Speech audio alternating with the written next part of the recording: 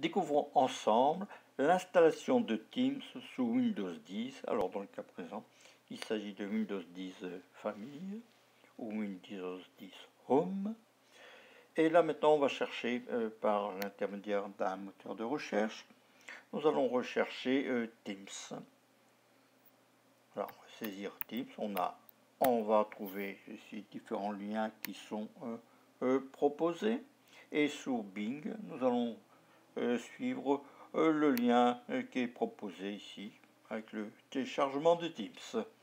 Ensuite, nous allons nous inscrire, dans le cas présent, gratuitement, puisqu'on va utiliser la version gratuite de Teams. Donc on clique sur inscrire gratuitement. Ensuite, on va taper l'adresse que l'on veut utiliser. Donc il s'agit d'une adresse qui soit active, donc pour laquelle vous pourrez avoir dans votre logiciel de messagerie, puisqu'il y aura quelques petits contrôles. Ensuite, indiquer comment vous voulez utiliser Teams. Alors ici, nous allons mettre pour le travail, parce que nous l'utiliserons dans le cadre des activités du club informatique du SILAC de la Madeleine. Alors, Robert n'a pas de compte Microsoft, donc on va le créer maintenant. Donc c'est l'adresse de Robert qu'on a utilisé tout à l'heure.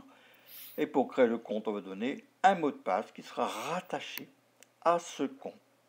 Ensuite, on donnera quelques informations pour créer ce compte, avec la date de naissance. Et il y aura une petite confirmation d'adresse, c'est-à-dire un contrôle via l'adresse de Robert. Donc Robert a reçu dans son logiciel de messagerie le code, donc il entre le code. Éventuellement, il peut obtenir des informations de Microsoft, ça c'est selon son choix. Donc Robert clique sur suivant pour continuer la procédure d'inscription. Alors, les derniers détails qui sont demandés, c'est le prénom et le nom. Alors, dans le cas de cet essai, il s'agit bien sûr de noms fictifs, Robert Windows, j'aurais pu l'appeler Robert du SILAC ou autre. Hein. Bon. Un nom de société, hein, puisqu'on a dit qu'on faisait une utilisation pour une petite entreprise pour le travail. Donc là, on va donner là aussi un nom fictif, Élysée-SILAC. Et voici la création du compte qui est en cours de construction. Ne quittez pas, ça va bientôt arriver. Et voilà, on est prêt maintenant à télécharger l'application Windows, puisque là, ici, on est sur un PC sous Windows 10. Donc, on clique sur le téléchargement. Le programme se télécharge sur le navigateur Edge. Et ensuite, quand le téléchargement est terminé, on clique sur Installer. Voilà, l'installation va se réaliser en quelques instants sans de difficulté. Voilà, Teams est maintenant lancé. Ensuite, Robert va aller taper son identifiant. Et bien sûr, un peu plus tard, le mot de passe. Donc, il a tapé son identifiant. Connexion.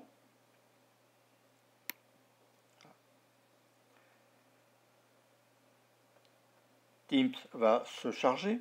Robert entre le mot de passe qui est rattaché à son compte Microsoft. Et voilà, Teams est maintenant lancé, est en cours de chargement.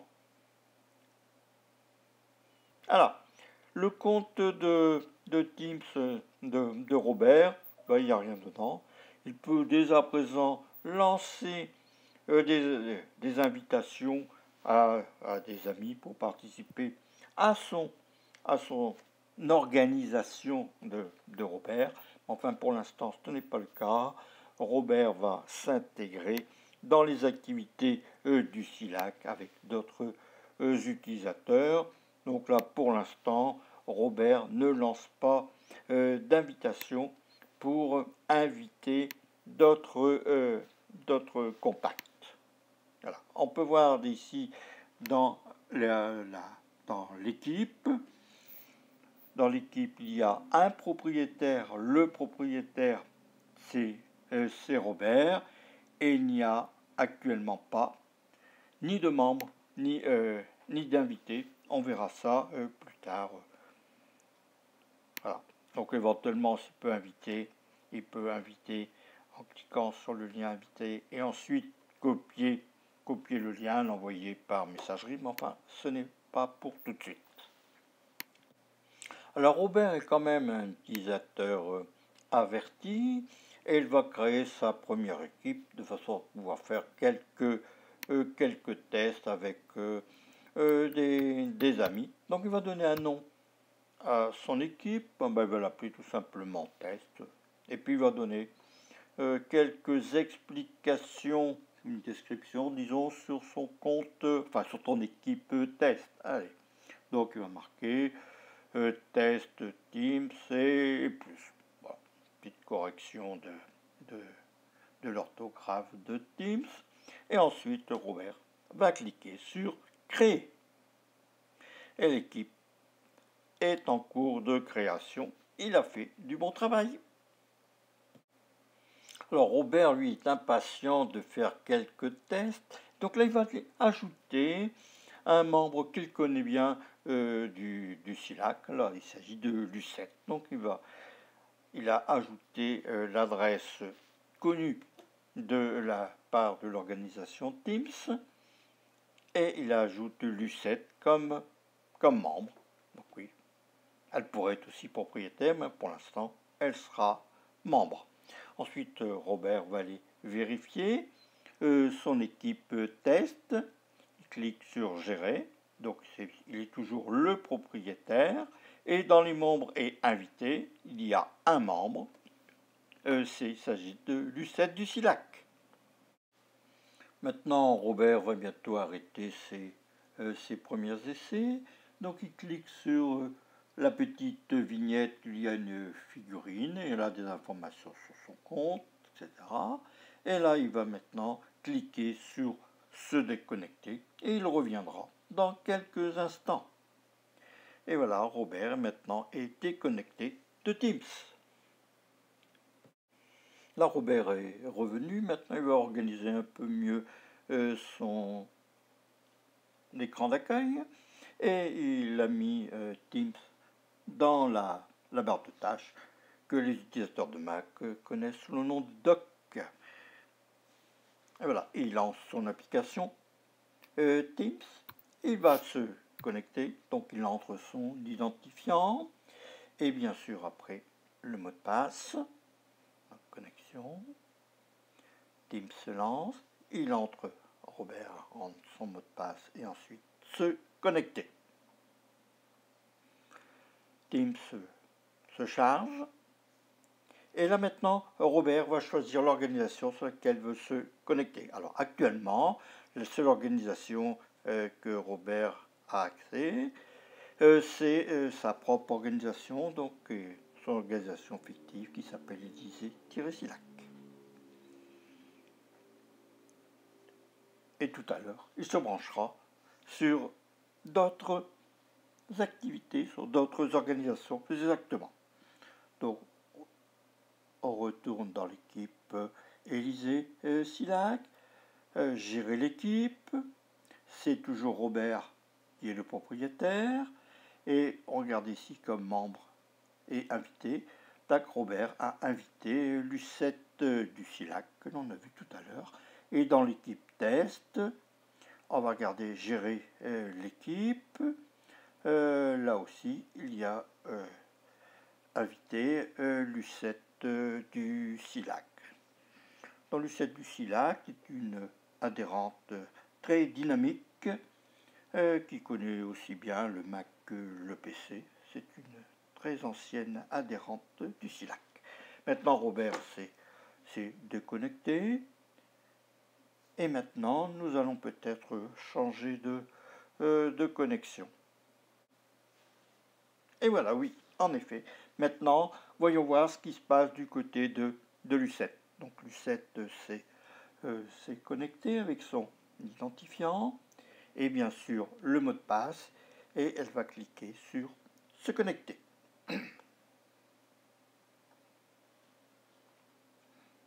Voilà, Teams se charge sur son PC. On verra peut-être tout à l'heure que Lucette a aussi un Mac. Et là, la Lucette fait partie de plusieurs organisations. Alors comme elle veut travailler un peu avec Robert, elle se connecte sur l'organisation de Robert. Rappelons que tout à l'heure, Robert a invité Lucette à faire partie de son organisation. Donc elle a rentré son identifiant et le mot de passe et Lucette clique sur se connecter. Alors là, une petite révision des autorisations qui indique que Élisée Silac n'est pas partagée. Bon, voilà, elle va partager la ressource, fait accepter. Et ensuite, Teams retourne à l'organisation Élisée Silac. Voilà, Élisée Silac se charge. Elle va arriver dans un instant. Et voilà.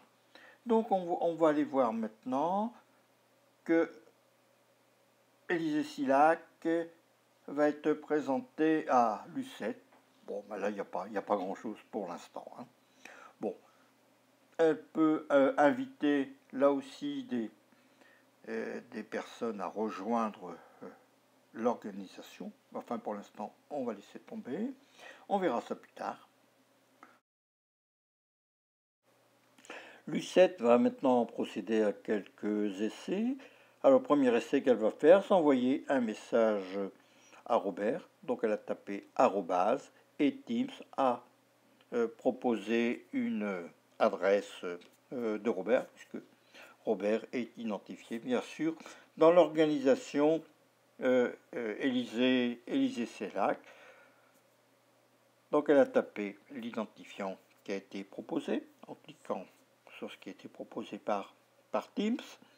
Et Lucette maintenant tape son message. Bonjour Robert, je suis Lucette du Silac.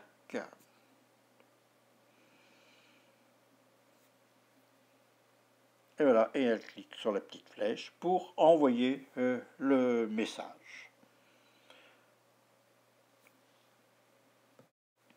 Après ce premier essai de conversation, Lucette va se déconnecter. Donc elle a cliqué sur la petite binette et ensuite se déconnecter.